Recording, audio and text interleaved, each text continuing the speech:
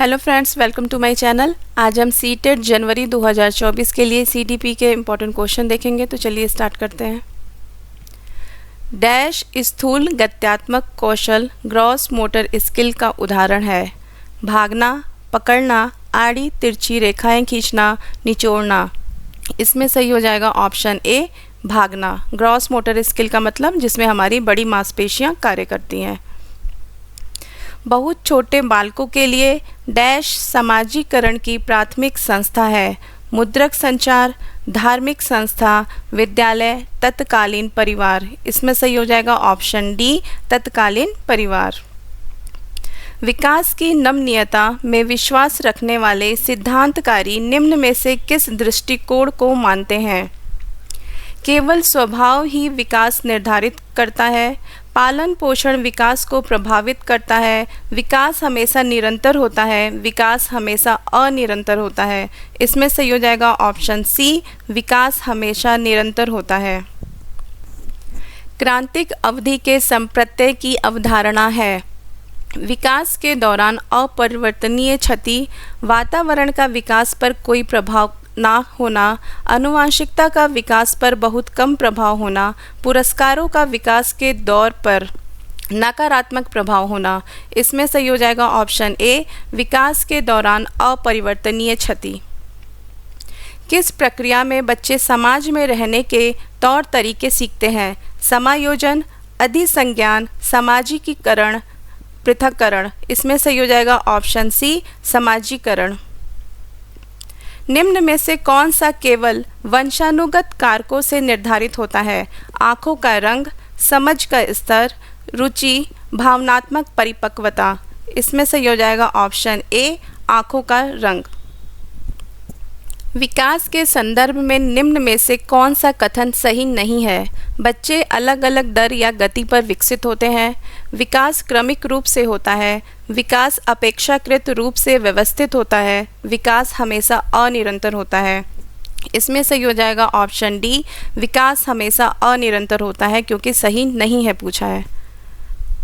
किस चरण में बच्चे निगमनात्मक तर्क कर पाते हैं व सामाजिक मुद्दों से सरोकार रखते हैं?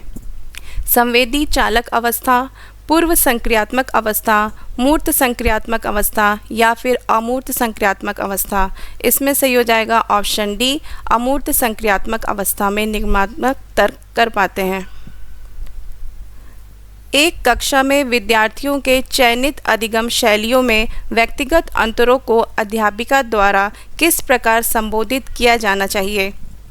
अध्यापन अधिगम प्रक्रिया में बाधा के रूप में, नकारात्मक पुनर्बलन द्वारा मिटाए जाने चाहिए, संज्ञानात्मक असामान्यता के परिणाम के रूप में देखना चाहिए, उनकी मान्यता रखते हुए बाल केंद्रित शिक्षा शास्त्र को अपनाना चाहिए ताकि उनकी व्यक्तिगत ज़रूरतें पूरी हों।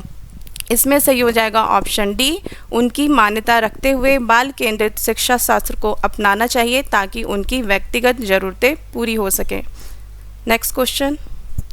राष्ट्रीय शिक्षा नीति 2020 सुझाती है कि शिक्षा पाठ्य पुस्तक की विषय वस्तु तक सीमित होनी चाहिए, तथ्यों के कंठस्थीकरण पर आधारित होनी चाहिए, विद्यार्थियों के बीच प्रतिस्पर्धा बढ़ाने की तरफ उन्मुख होनी चाहिए, समालोचनात्मक चिंतन के विकास पर केंद्रित होनी चाहिए।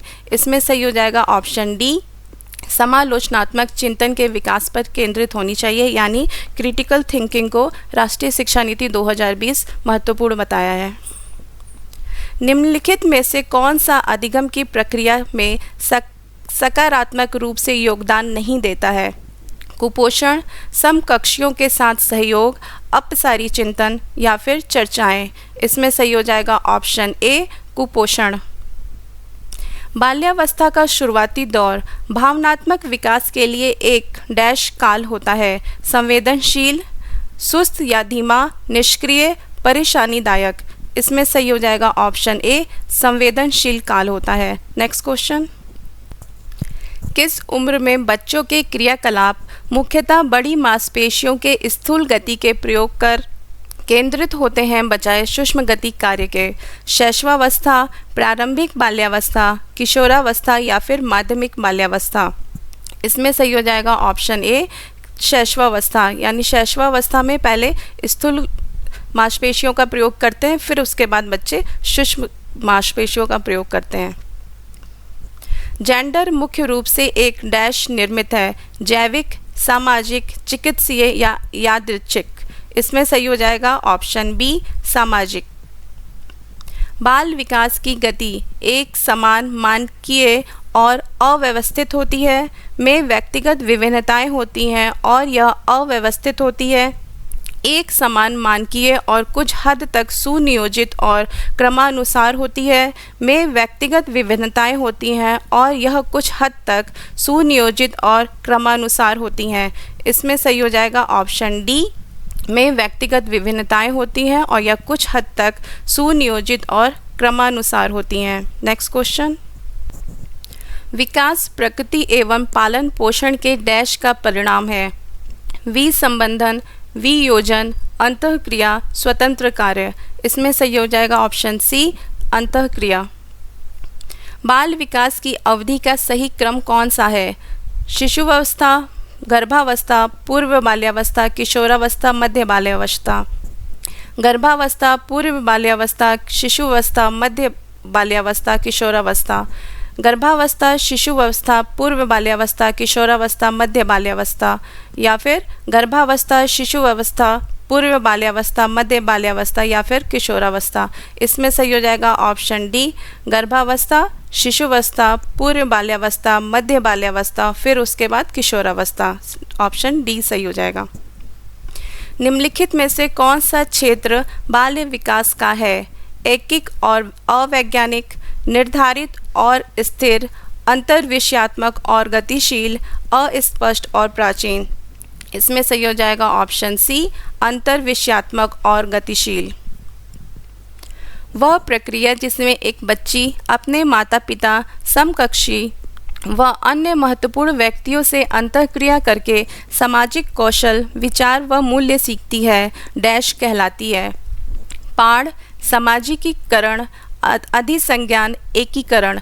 इसमें सही हो जाएगा ऑप्शन बी सामाजिकरण। बच्चों का समाजीकरण एक सरल और रैखिक प्रक्रिया है, एक व्यवस्थित और सुव्यवस्थित प्रक्रिया है, एक जटिल और बहुआयामी प्रक्रिया है, एक निश्चित और स्थिर प्रक्रिया है।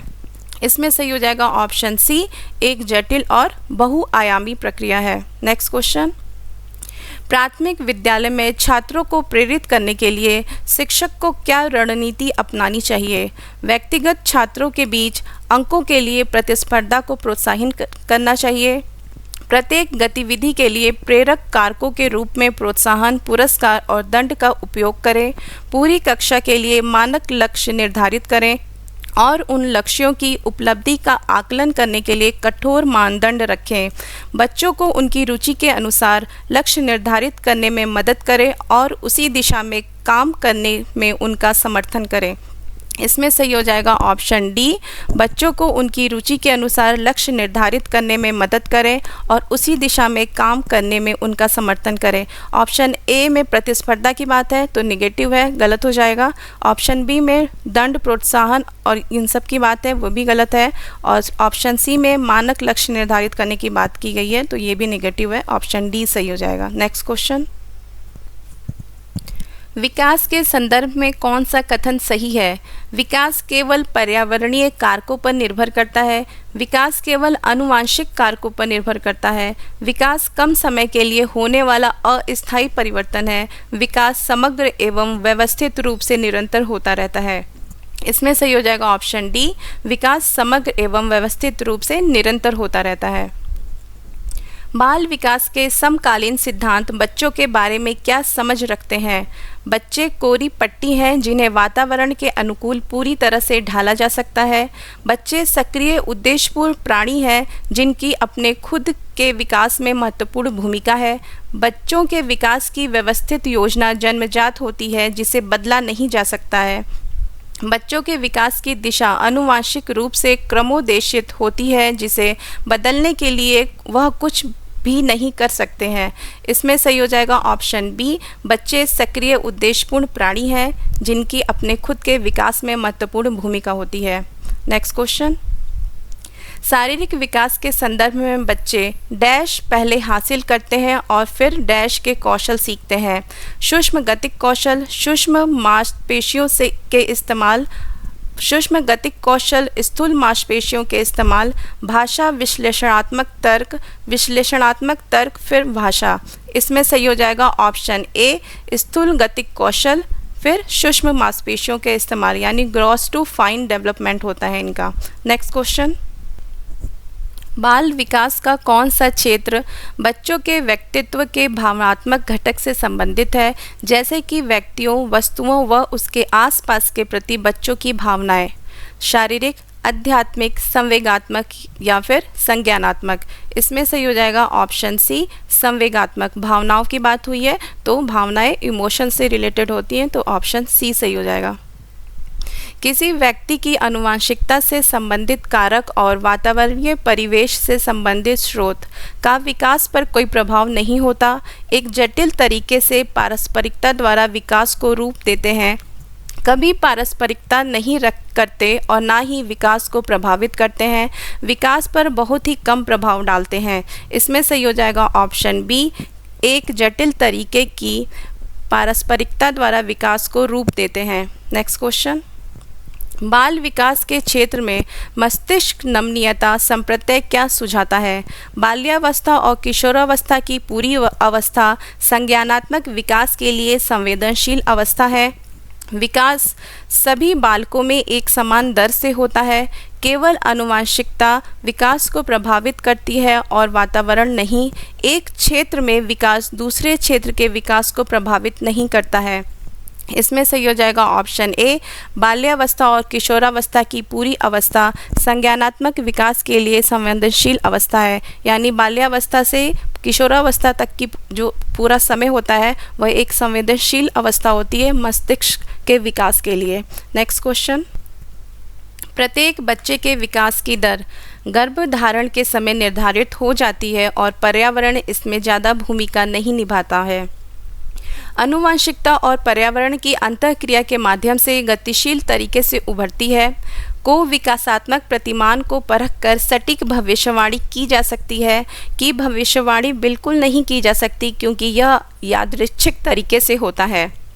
इसमें सही हो जाएगा ऑप्शन बी, आनुवंशिकता और पर्यावरण की अंतःक्रिया के माध्यम से गतिशील तरीके से उभरती है। नेक्स्ट क्वेश्चन, स्नेहा का कद बहुत तेजी से बढ़ रहा है और अब उसका हाथ उसकी लंबी अलमारी के हैंडल तक आसानी से पहुंच सकता है, जिससे वह बहुत आसानी से अलमारी खोल सकती है। स्नेहा के कद में बदलाव डैश कहा जाता है, पाढ़, वृद्धि, सीखना या फिर अनुकूलन?